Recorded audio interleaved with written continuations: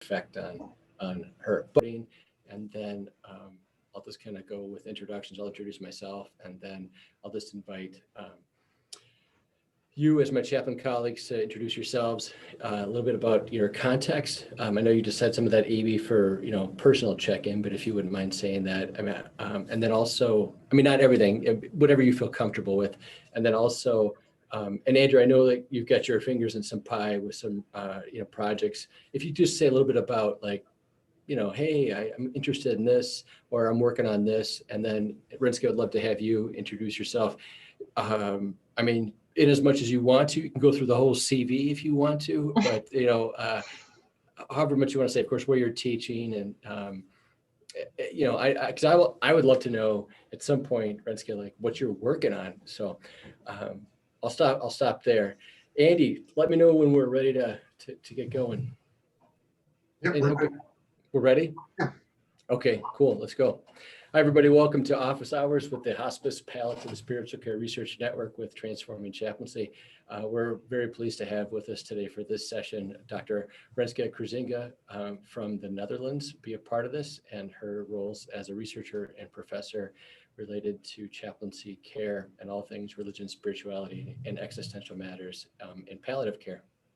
So my name is Paul Galshoot. I get to serve as the convener for the Hospice, Palliative, Spiritual Care Research Network. If you're watching this and you're not yet a part of us, we would love to have you become a part of us. Please visit the Transforming Chaplaincy website, type in research networks, and you'll be able to be linked up to get that information. So I'm so glad that in addition to Renske being here with us to be our featured scholar for this, I'm also glad that I have joined with my chaplaincy colleagues, Andrew and Avi, as a part of this as well. So I'll just say my day job is I get to work as a chaplain in Minnesota here in the United States. I work with a company called M Health Fairview, and where I'm sitting right now is in the University of Minnesota Medical Center. And I'll leave it at that. Andrew Tressler, if you wouldn't mind saying hello, a little bit about yourself, please. Yeah, I'm Andrew Tressler. I'm a staff chaplain at a level 1 trauma center in Roanoke, Virginia. We're a Carillion clinic, and we've got 7 outlying hospitals that we kind of cover a majority of Southwest Virginia. And my main area of focus, I'm an evening chaplain, so I get to cover most of the entire hospital. We've got anything from neonatal on up, and have a deep passion for staff care. I'm working on a research project for resiliency, utilizing a Code Lavender approach and personalized kind of follow-up. So that's what I got. Andrew, thank you. I appreciate the recap because I need to hear sometimes things 3 or 4 times. So I appreciate that, especially the varying specialties that you interact with because of that evening chaplain role. So someday I'd love to ask you more about that. And then I'm so glad you mentioned the project that you're involved in. Thank you. Yeah. Evie, would you say a little bit more about you, yourself, kind of where you're at, and even what would be of interest to you for research, if that's something you want to offer? Hi, everyone, again. My name's A.B. Schachter Gampel. I work as the Director of Spiritual Care at Memphis Jewish Home and Rehab, which is a skilled nursing facility in Memphis, Tennessee. I am a rabbi, a board-certified chaplain. I've been working in this role for almost 3 years now, and very passionate about all the different kind of aspects of the work. And so I guess particularly excited to be able to be here to listen to a scholar, to a professor talk, and then also to ask them a lot of questions because they've clearly thought about a lot. I was able to do some brief little reading around, and thanks to Google, reading a little bit about the work that you do. So it seems really, really fascinating. And so I have, lots that I'm hoping to learn from you.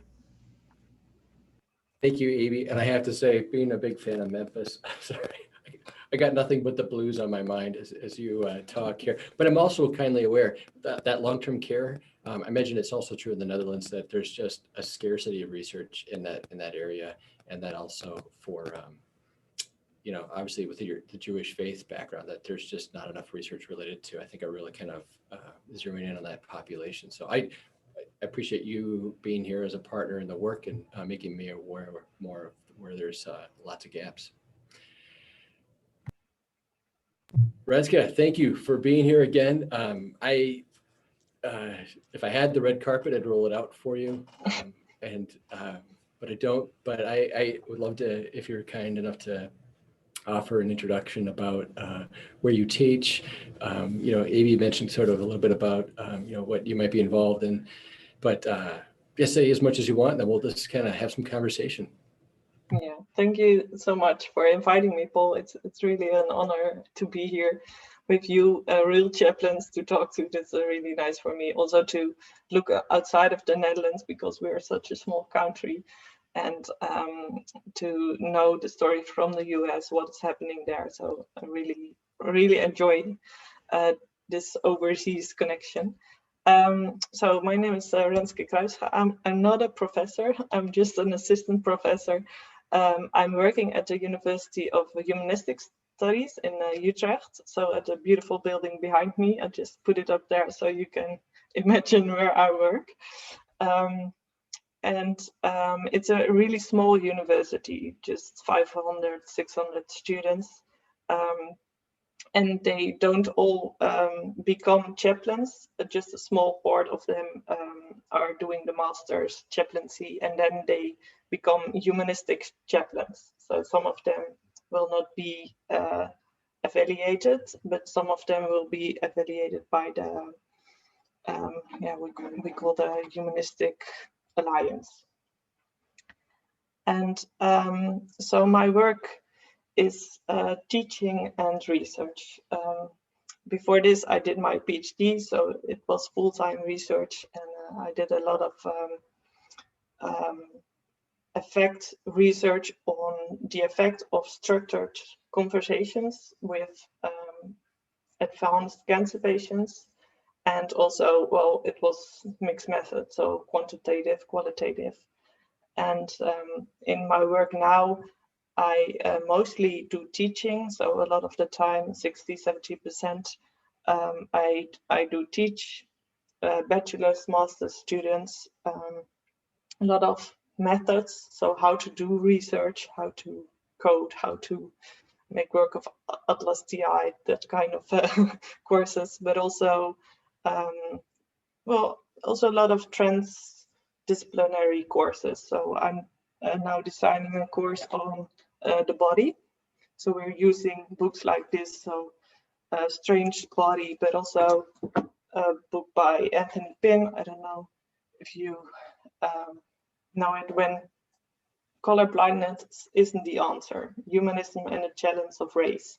So we also dive into aspects that are really relevant when you go outside of the university, meet people of color, how, but also to look at different genders. What does it mean that on the body? So what does it mean when a body gets sick? What does it mean when you're a woman? What does it mean when you're a man?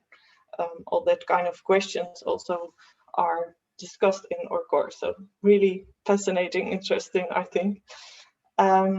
And I'm also guiding internships of master students who work in hospitals, also as humanistic chaplains. So it's really something I learned to understand. A lot of people in the US aren't familiar with the humanistic term or the positions of them. And yeah, also master thesis. It just begins to explore the research on what we just discussed, AB, that not many research is on Jews, like the chaplaincy and Jews, and the research onto that's not very big, but also on humanistic chaplaincy, it's not really a large body of knowledge. So we really want to do with the master thesis also to look into the specific fate or life decisions, things like that. So, yeah. Just by way of that introduction, Yeah. I don't think we're going to have any problems filling the hour with questions. I mean, I kind of have all sorts of thoughts, and I got to believe, Andrew, you and Avi do as well. So, I mean, just by way of introduction to you, Avi and Andrew, my privilege to meet Renske in person back when we used to do that kind of thing was 2018 in February, when you were crucial, instrumental in hosting a case study conference that I luckily got to be a part of. And hearing you with your introduction conjured the same kind of feelings I had back then with the excitement about the work that chaplaincy is doing in the Netherlands. And then I know, of course, other people were representative there, especially throughout Europe. But it's really fun for me to hear about what was happening in the Netherlands with Jacques Corver, with Martin Walton, with Eric Olsman and some of those folks. So I appreciate that. So anyway, that's. I hope we can do more of that in the future, because I know this is good what we're doing, but there's nothing like having coffee together and talking about the work. So I'll yield to the rest of us in case people want to ask questions. Andy, let me stop here because you're always so kind to host this that I just kind of muscle right in. Please introduce yourself, Andy Andresco, what you do for Transforming Chaplaincy, anything about your philosophy degree, your MDiv, anything. Just I'm the project coordinator for Transforming Chaplaincy. So, as AB said, I know all these names, and it's so great to put faces with names, and then a little bit more personal history. So I am not a board certified chaplain. I do have my MDiv from BC. And this job just kind of fell into my lap when I met Dr. Fachette at a conference, and a position opened up, and he said, "Hey, how would you like to come work for me?" And at that time, it was only going to be 11 months. And I was like, absolutely. And so 11 months now has turned into 3 years. So I've learned so much from him. I've learned so much from Paul, and really, really grateful. So yeah, well, because of your education and your background, it's always fun to talk all things philosophy or theology with you. And we always joke about still having about reading Bernard Lonergan in his book Insight as one example. But I'm going to yield the floor to the rest of you in this conversation. I look forward to hearing more from you, Renske, of course. Yeah, you also said you were interested in what I'm working on right now. Yeah, and the work of a researcher is also a lot of disappointments, because I just got a disappointment of a grant proposal I was working on, which got rejected. So now I had to think other sources to get funding for my research. But my project was on shared decision making and the role of spirituality in that, because in my PhD, when I was working on the effects of conversations with chaplains for palliative care patients, I thought that shared decision making was a really big role in it, and it's shared decision making is getting big in the Netherlands, and in all the hospitals they are very much wanted to do real good shared decision making and listening to the patients, and patients listen to the patient's voice. But chaplains aren't involved in that, and they say the wishes and especially the values of the patients are really important, but the doctors have so little time to get into that, because into values is and into wishes, well, more or less, but into really deep values in life, that chaplains are good in bringing those questions up, in having those conversations. But especially in the Netherlands, it's really, you don't talk about personal values with a doctor. You talk about, okay, these are my markers, this is my health, what should I do, chemo, no chemo, that kind of questions. So I think it's really important to get in the process of shared decision making a conversation with a chaplain. So if you have a big decision where you're stand to talk to a chaplain, not only when a patient asks for it, but to offer it. Thank you. But then it got rejected. So now I have to find other ways to get my plan funding. Yeah.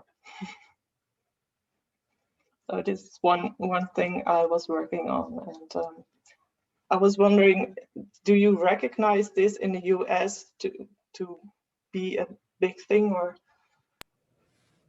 I can definitely speak to my interest in that, but AB or Andrew or Chris, great to have you join us. If you want to unmute yourself video-wise and sound-wise, you're welcome to. But yeah, Andrew, AB, please, do you have some thoughts? I can go ahead. Go for it, Andrew. Well, I can speak from the acute care side. It is always kind of a tiptoeing of trying to navigate communication with physicians, and it's all kind of physician to physician. Some physicians utilize us really well and kind of see the benefit of having a chaplain present both before a meeting starts. So they'll call us and ask us to just kind of go over the case and then bring us in. Sometimes it's, hey, I'm getting ready to meet with the family in 5 minutes. Can you just sit in and be a supportive presence, which is much less on the decision-making side of things and more reactionary. But then there's some that we just had a family meeting at 2 o'clock. It's now 5 o'clock. Can you go offer support?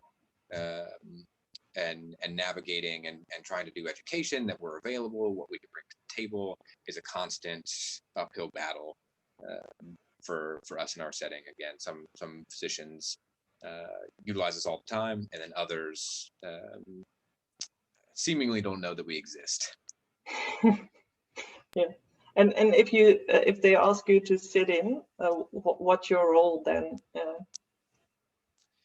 So in our hospital system, we're really integrated into the palliative care program. So if a palliative care physician were to ask us to sit in, they want us to actively participate.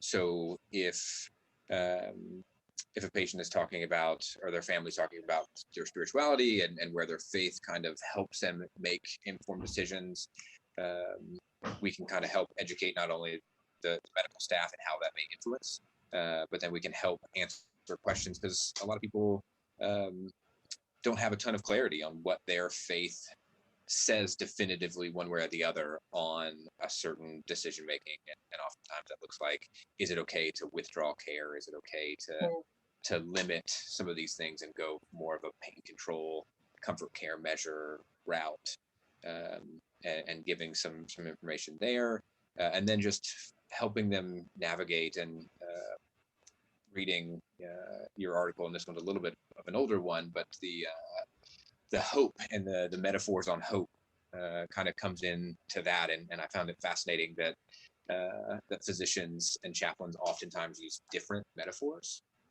in where they kind of place their focus in on conversations, and that's one of my questions, really stemming out of that is, are you continuing to see a difference in communication styles depending on profession, where more clinical tends to go for the metaphor of grip and holding on, versus more tuned to the patient in that? Yeah, it was a discrepancy, and I think it still is, and it's so at the hospital I first worked, the academic big hospital, they are training all the physicians to have palliative care lessons. Some are less, yeah, and but it's really hard to shift their way of thinking about hope. For instance, when they think, okay, if you choose the chemo, you get 5 more years. So it's not even a shared decision. It's just basic knowledge. We're doing this. And chaplains are telling me that a lot of the times the physician is calling them like, okay, so the patient has no realistic hope. They hope they can see their grandchildren. They hope they can be at the wedding, but they haven't got the time. I know it's not realistic. And then it's a really clash, like, okay, what's realistic hope? And I think that article I wrote with a colleague of mine, Eric, Paul, I think you met him as well. And he was really good to show this thinking of hope can be next to each other. So you don't have to, as a chaplain, I think you don't have to react on the question of the physician, okay, this is not realistic hope. Okay, that's your vision of this hope, but what's the patient's vision of his hope? And maybe it's something to hold on to, because it helps. And if it's helpful, is it then, well, then you can have that kind of conversation. But I think it's still really hard to change the perspective, because of all the lessons that are not in the palliative care course, but are in the course of we have the task to make the patient better, and that changes the perspective on just do what is the best for the patients, and not on, okay, listen to what helps the patients. And if you tell more stories to physicians, like, okay, but it really helps them to talk about their grandchildren, or it's really helpful to blah blah blah, then they say, okay, well, maybe it's also a perspective, but I still think it's not realistic. Mostly that's the case, but yeah. Can you And help? is it okay to even have unrealistic hope? What? Is it okay for a patient to have unrealistic hopes? If that's what they need, if that helps bring them peace. And some physicians and even some chaplains aren't okay with patients having unrealistic hope and just navigating that piece. Maybe I'll let you jump in. Yeah, and it's not that there's one truth out there, or that you say, okay, I'm a doctor, I know what's realistic, what not. You can navigate, and you have to tell someone what's really going on in their body. You don't lie, all the things like that. But still, if someone wants to be strong to be there next week on a wedding or etc., it's okay that's it's out there. Don't have to like break all the hope of people, and there are different sorts of hope. Yeah. Can you? I didn't get to read that article, but I saw it as a title and clicked on it and said, "Whoa, there's a lot here." But so I just can you? So I just wasn't understanding the distinction. Maybe if you could just repeat it again. That just what there's a doctor's conception of hope and a chaplain's conception of hope, and how are they different? Is that the doctor's conception of hope is most of the times a realistic perception of hope. So is the hope realistic or not? In the article we show there are more perspectives of hope, especially not the chaplains, because it doesn't matter what's the chaplain's perspective of hope, but what is the patient perspective of hope. And then as a chaplain, I think you intertwine between the patient's perspective and the physician's perspective. But I think it's not your role as a chaplain to translate that, or to say to talk to the physician, okay, this is not realistic, so I will try to get the patient in your perspective of your hope. I think that's not the point, but there are different perspectives, and sometimes the hope isn't realistic, but that's not the point. There are different perspectives, so patients use a lot of metaphors and like holding on grip or something when they talk about hope. And you really, as a chaplain, you listen to the stories and then you understand, okay, this is where they find their meaning in life mostly. And then you know, okay, this is important for the patients. But the physician mostly doesn't hear it that way. They think, okay, that's realistic. That's not okay. I have to correct this. But they are not thinking in, okay, this is meaning in life. This is something valuable.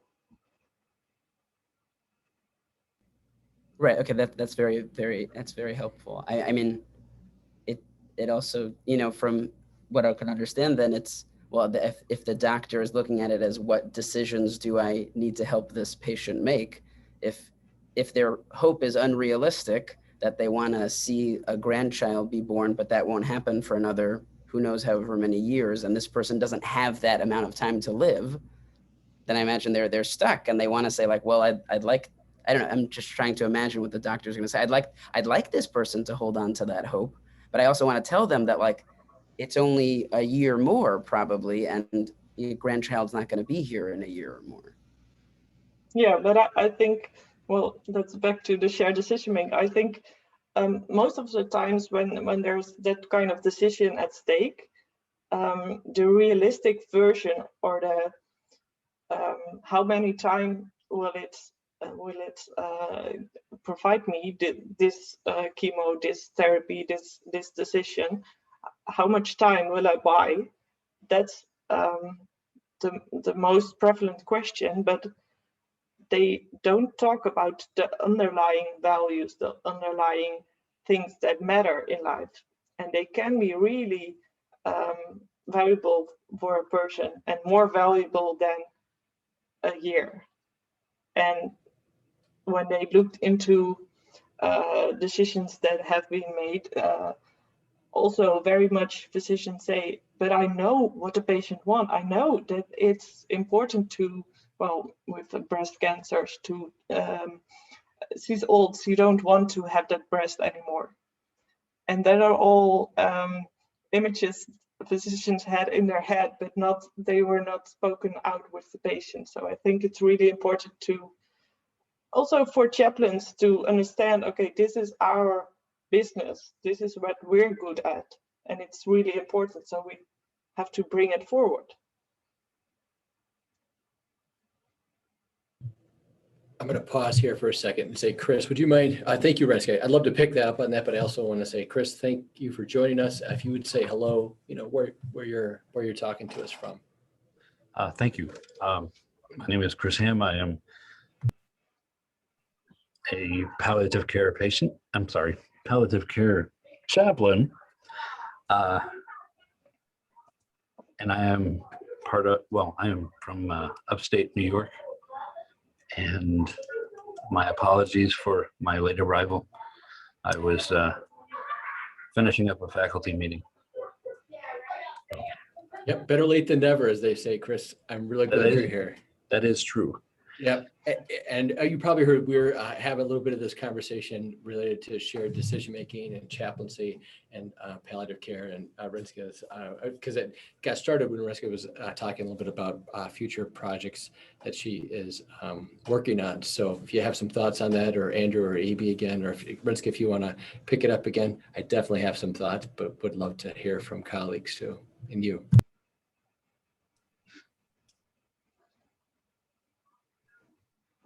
So can we pick back up where we were leaving off? Okay, great. So now I'm with you, right? Okay. So then what happens? Like what happens then between chaplains and other healthcare professionals? Or what are you hoping for, or trying to communicate, at least in your context? I'm hoping to communicate. A lot of my research involves like interdisciplinary working, and chaplains to really step up and to understand what they are doing and describe what they are doing, Paul mentioned the case study project. This is one of the projects I was involved in, and then it's a really large project, and all of the chaplains are writing case studies. And now we are studying the case studies to really just read them and know what is going on in let's say a conversation between a chaplain and a patient within the hospital. So what's the goal in a conversation? What is happening? And recently I looked at which kind of rituals are they doing, and what are the backgrounds of the chaplain? So Christian, non-Christian, Islamitic. What are the, well, also what are the intentions of the chaplains, and how is the patient experiencing it, and well, things like that. So I think it's really important to vocalize and to understand and to make a narrative of this is what chaplains do, and also to really know this is our goal. And because chaplains have been really not wanted to mention their goal, or just say, I'm not a therapist, I'm not coming there to the patient with a clear goal in mind, I'm just there, and that's my presence is already, well, maybe you know the drill, but this is in the Netherlands. And I think it's important to say you have a goal with a patient, and it's depending, and yes, maybe you know not in advance what that goal is, but you have a goal with the patient, and you want to, I don't know, to lessen the suffering or something, and to be there and to understand what's going on. So if you really know what you're doing, and to also explain it to the other professionals, healthcare professionals you're working with, I think it's really important, and that will improve care as a whole. Yeah, I agree. I guess just another follow-up, because as I was going on Google Scholar before to find out a little bit more about the work that you do, it then feels, so this question then feels directly connected to then how medicine in general, or people who practice medicine, see themselves and see their identity. So it looked like there was one of the papers that you wrote was about our courses on spirituality taught in medical curriculum. And so that feels like a huge piece of it is, if doctors aren't trained in this way, if they don't go through medical school having an exposure to spirituality in big terms, then they're not going to see that as a part of their identity, which means that the previous generations aren't teaching that to them, that they're not identifying it, and then the next generation of doctors don't think about it either. So what have you found with that, or what kind of openness or curiosity about it have you found? Yeah, it's a really good question, because it's two ways. I think I just spoke of what chaplains should do, but also the physicians should look, be open to spirituality. But in the Netherlands, spirituality is a really, they find it a difficult word. In America too. Yeah, okay. And well, religion is declining in the Netherlands, and there are just a few people who are religious anymore. So they assume most of the times, okay, the patient not religious, so the chaplains shouldn't get involved. End of story. And I think that is so important to teach in the courses in the medical curricula. And it's also something I talked about with Christina Puchelski at the at George Washington University when I met her, and she said this is really crucial. And I went with her to their patients, and I just saw her doing that to the patients, talking with them. Okay, how's your life? How's your markers going? Do you need extra medicine? Okay, where do you find your strength? How's your religion? How's your faith? Just like that. And I was really surprised. I thought, okay, this is not going to happen in the Netherlands. Doctors don't ask their patients on, okay, where do you find your strength, and the facet and the faith things. They ain't gonna do that. But if you make it mandatory in the medical curricula, I think it's the vagueness of the sound of spirituality will become more clear and more I think more pressing. Okay, this is a really important thing. We should have attention to it. Yeah.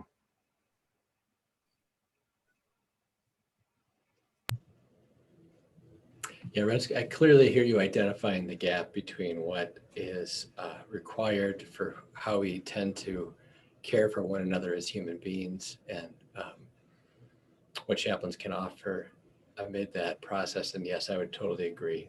So I kind of ascribe to the framework.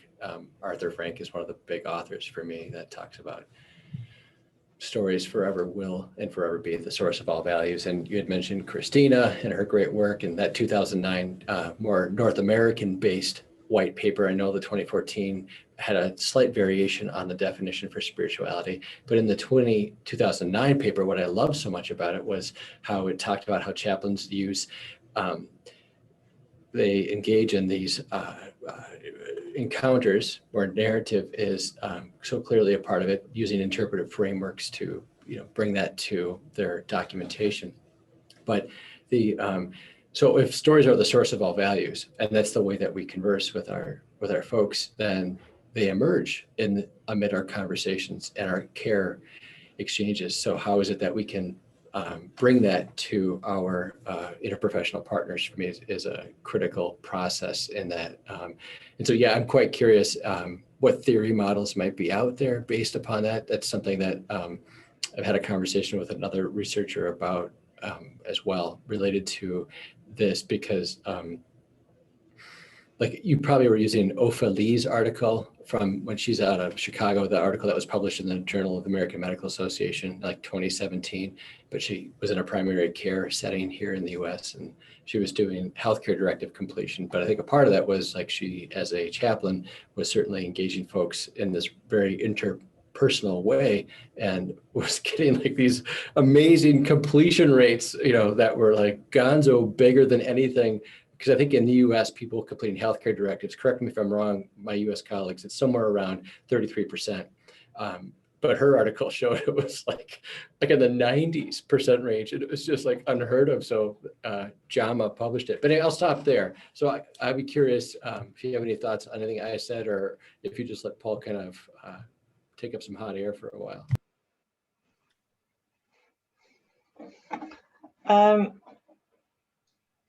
Yeah, I was interested. Maybe I can show you something of my PhD work. I cannot share something on my screen. Try it now. Oh, please. yeah, I can. Okay, Thank cool. I you. just made you a co-host. Yeah.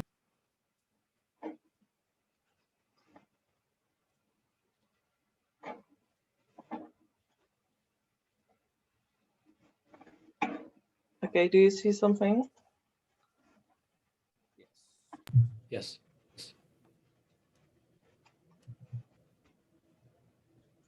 Do you see a lifeline now? I'm not seeing it anymore. Yes. Yeah. Yeah. Okay. So this is something I worked on during my PhD time, because I just said chaplains should also know what they are doing and talk about it with physicians, and we examined the effect of structured conversation with patients. So we asked the patients, do you want to draw a lifeline? And we used iPads, and patients are doing a lifeline you see here with the ups and the downs. So the birth of the son, losing grandmother, losing parents, having grandmothers, adoption. So this is something that chaplains do, but it's difficult to make it visible for others. And it was something that the chaplains who worked in my study said, it was nice that I could show other people, okay, this is what I'm doing. I'm taking a narrative of someone. I'm talking about their life. What are the ups and downs? What are really crucial points in your life? And then they go on. So they ask, okay, you have life events, you have positive, negative, active, passive life events. You have 3 different perspectives. So the here and now, what's important in your whole life, a higher reality. What's really important in that, and how do you see a shift? That is something chaplains talk about, but don't really, also in conversations, don't structure it. Sometimes you do talk about it, sometimes you don't. You just feel like, okay, this is now important. But then in my study, every chaplain had the same drill. So they did it with every patient within 1 hour on a very structured manner. And they also talked about life goals. So you have direct life goals, running a marathon, valuable life goals, ultimate life goals. So, okay, that is really something you're striving for. I'm enjoying life or caring for my family. That is so important to me.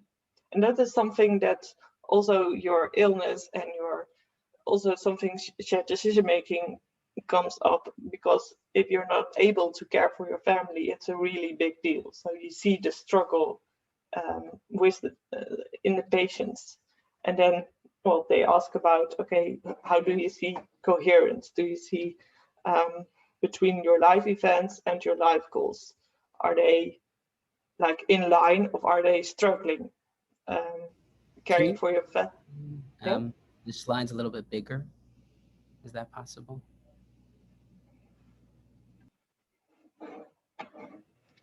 I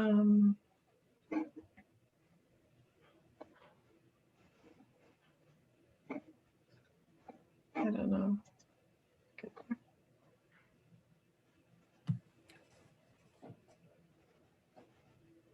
Does it help?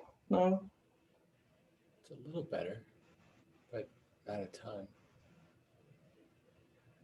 Renske, I wonder if even going back to just the non-presentation view, and then even, and even just, yeah, like that. That works great. Oh. I promise I didn't touch it. Oh, I'm so sorry. No, I was enjoying it. I mean, I hope it comes. Oh, thank you.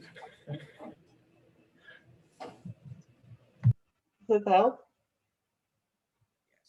Okay.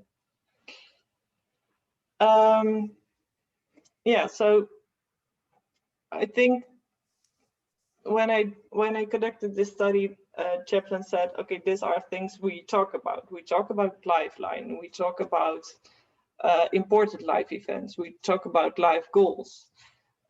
We talk about the coherence between life events and life goals. But we don't do it in a structured manner, and we don't ask the patients every time the same thing. And also maybe after a conversation, or when you have prayed with someone or did another ritual, you ask, okay, was it okay for you? Something like that, but not the really standardized questions. And it's really interesting to learn more about what chaplains are doing, to ask those questions like, okay, but what did it help you? What did it help you? What was helping in which way? And to really understand, okay, this is what chaplaincy is about, but also in patients, this is what chaplaincy does. It it changes a person's vision of life, or what are you changing as a chaplain? And a lot of chaplains do not want to go there or to vocalize, okay, this is really a goal of mine, and this is what I did, because they are afraid if they are also in the Netherlands, the funding and the financial aspects are really holding them back. Like, okay, if they are numbers or quantitative research, maybe they are afraid, okay, if the numbers aren't right, they say, okay, then it's not important anymore. They have budget cuts and things like that. So I think that should not hold us back from doing research in this structured manner, and to really ask the patient, okay, what happened? Yeah. Oh, Renske, this is great. Would you mind sharing your last slide too? I'm way too curious if you'd click on that as well, the one after coherence. Oh, yeah, this was something. So when we recorded all the conversations and we transcribed it and we analyzed it, we found 4 different modes of people talking about how they coped with the event of having incurable cancer. So this is just a visualization. And you here also see the 3 perspectives. So of you, the here and now, the whole life, or a higher reality. And a lot of some patients, they said, okay, it's not that impactful. And we code it as denying. So they denied that having incurable cancer has such a great impact on their life. And more people are saying, okay, I'm acknowledging the fact that it really is a big event and it has an impact on my life. Some people are saying, okay, it's more like accepting. And in the study I did with Christine Pujalski in the US, there were more people saying, okay, I found it as seeing new possibilities, as somehow receiving the life event. Of course, it's very difficult to say when you have incurable cancer to see it as something positive, but there were a lot of people who say, okay, I've now changed my life. I have a deeper connection with people. I have experienced it as a gift, and so on. So this is, something we found in our interview study. Thanks for sharing this, Renske. I'm just out of curiosity, and then I'll definitely yield to my colleagues here as well. The coherence piece, do you rely upon Antonovsky's kind of model, the Israeli sociologist, with any of that? I don't know if you dug into any of that stuff. No. Okay. More Ammons on the life goals. Yeah. Okay, this is great. And I even like saying this lifeline language, because I hear life reviews so much in the US context. But the pictorial of this. So thanks for bringing this. And you've published on this, or this is something that you're waiting to publish on, or you're working on publishing it? No, I published on this. Okay. So I think the pictures are part of my the plan of my PhD study. Okay. On BMC cancer, yeah. Yeah, it's a cool conceptual model. All right, I promise I'll stop talking. Everybody else, please jump on in.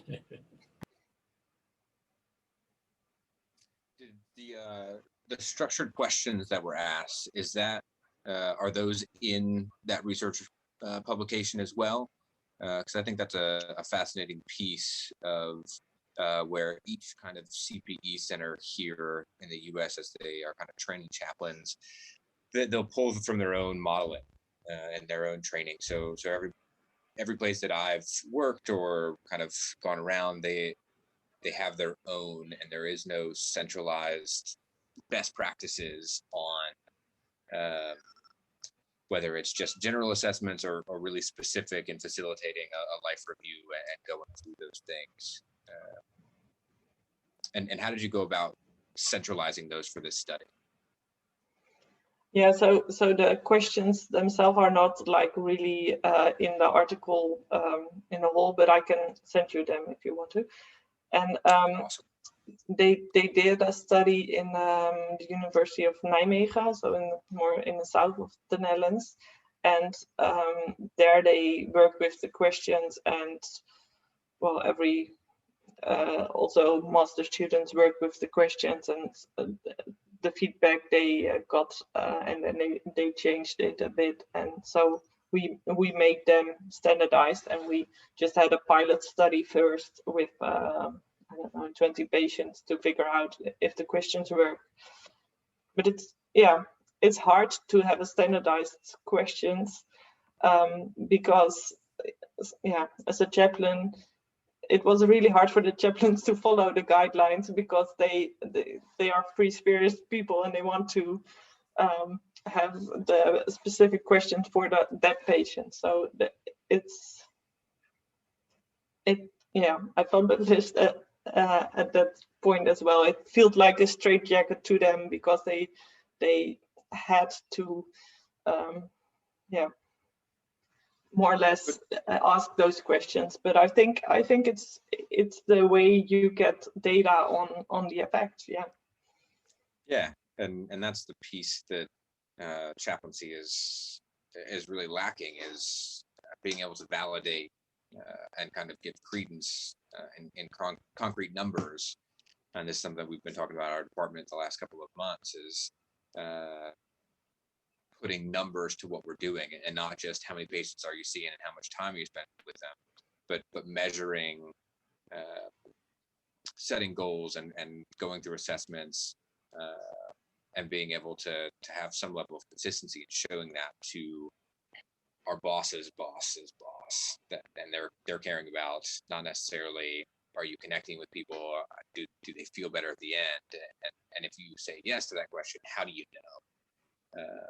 And without some of those centralized pieces, and it can feel like a straitjacket sometimes, but at the end of that assessment, then you can kind of circle back to more probing questions and wondering with patients. Very interesting. And what have you decided, or where are you heading to? Oh, decided? No, we've not decided anything. We're on the very front end of trying to navigate these things, and starting to look at what statistics do we keep, and do we go to a more centralized initial assessment, particularly for some more of the subspecialties within the hospital, palliative care, our neurotrauma, some of the more high acuity places that we get called and utilized more frequently. But we're on the very front end of asking those questions. Interesting. Thank you. Renske, I mean, we have a few minutes left here. I don't know if Chris or Abby, or if anybody has a question they've just been dying to ask, or if Renske, you want to offer some parting thoughts here as we go. Anything else that you want to mention? I know it goes by fast once we get talking, and people's ideas and the conversation gets flowing. So, anything thank you so much for sharing yourself, your scholarship, your time with us, and I'll stop in case you want to say something more here. Yeah, I don't know if we have time, but I was interested in if you, how do I put it right? If you meet patients who are not religious, or maybe call them even humanistic, or is that something that happens in the US, and how do you, is there a tendency to, when the patients say I'm religious or not religious, okay, if you're not religious, you don't see a chaplain, or how those lines work? Anybody want to respond? I think what just would be helpful first as a clarifying question for me would be, I didn't define for you I didn't hear a definition about what humanistic, I mean, I have a sense of what it means, but how would you define it? Well, not believing in a higher power, but believing in, well, mankind. Okay. I guess I would say for myself, I mean, it'll probably depend for my colleagues about what geographic region they're in. But I'm in the south of the United States, and you don't really find people who are not religious here.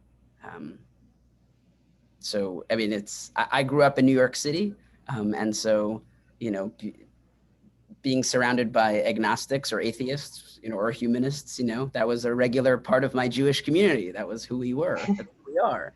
And moving to Memphis, and here it's so Christian dominated and centered. Yeah. So, I mean, but there are times that people will say that they don't have a religion, but I don't know. I still talk to them. But again, it's not, I think, yes, they do, and they have beliefs and they have, ideas, but it's much less prevalent in my context. And you see mostly Jewish patients, No, or it's actually mostly Christians. Okay. Yeah, the Jewish home is full of non-Jewish people. Okay. Yes, it's around 30% of the residents here are Jewish, and the rest are not Jewish. Oh, yeah. On the acute care side, I see a pretty wide range of age population. So the younger generations are definitely becoming less and less religious. So if I'm with somebody 60 and up or even 50 and up, they tend to, even if they're not overly religious, if I come into the room as a chaplain, they're going to kind of bend the conversation to something towards God or religion or prayer, versus the younger folks. You see just a much more diverse set of beliefs, and we're in a very Baptist part of the country, so that's a majority of the people that we see. But we have a growing and are seeing a growing population of nuns or spiritual, not religious, and so and we still offer care and support. It's more of a shift towards emotional and spiritual support, but again, you get people that don't even really know what they believe, and coming into the hospital, whether it's an emergency situation or something planned, it's very uncomfortable, and you kind of start asking some of those questions while you're in the bed for potentially days and weeks. So kind of navigating that with them and helping them really flesh out what they believe, and where their support system in the past has come from, and how that may or may not be helpful in their looking through their new lenses of their reality. So we see a lot of diversity, but mainly Christian. Chris, you have a thought or two on this too? I appreciate it, Andrew and Abe, your thoughts. Well, I serve in a community hospital of about 100 beds. The facility itself is focused on the Catholic faith. So the majority of our patients are Catholic, not always active, not always religious.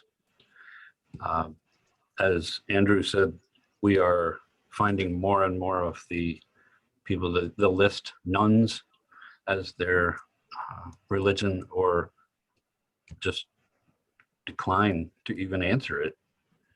But our effort is to try to be focused on anyone who is in spiritual need, whether they feel that they are affiliated with a certain religious tradition or not, which some of that, because it is named as a Catholic facility, some people don't get that it's meant to be all faith, and those who might say they don't have any faith.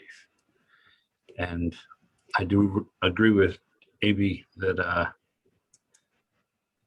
helping to find out what are their beliefs, what do they believe, and I find that heading toward questions about meaning or purpose seem to help in drawing those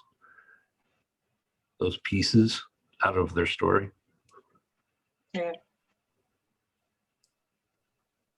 Great, thank you. I fear if I offer some more thoughts, we'll keep going. Not because I have any erudite comments to make, but just it's a fun question that you ask, Renske. And any last words before we close this up? And I just really hope we, but also as chaplains, we come together and to exchange things what we're doing now, but also, yeah. The Netherlands are a really strange country in this, and a lot of few people heard of the University of Humanistic Studies, but they're also looking towards us because what you are saying, okay, the nuns are getting bigger, higher in number, so it is an interesting time for chaplains, but also as in this pluralistic society, and it is changing. So I think we should exchange as much as possible in research, in stories. What is that we're doing, and how do we deliver the best care? Because for me, that's something what drives me. What is my deepest value? To provide the best care and to train young students to get there and to provide the care and not be afraid. And because I have a lot of internship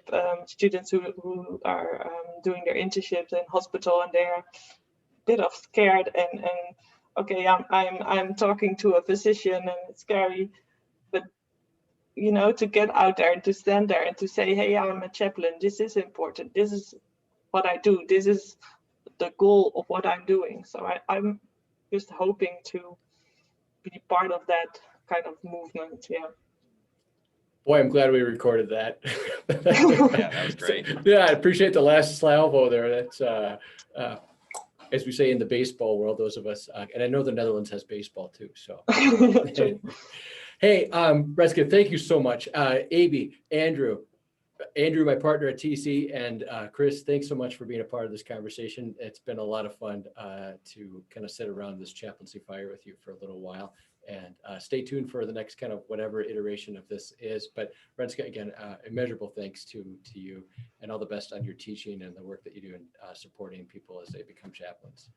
Thank you so much. If you will send out those questions either to Paul, or I'm happy to share some contact information with you. I would love to read those over. Yeah. Okay. Look that up. I will. Thank you so much. All right. Thanks, everybody. Thank you so much. Be well.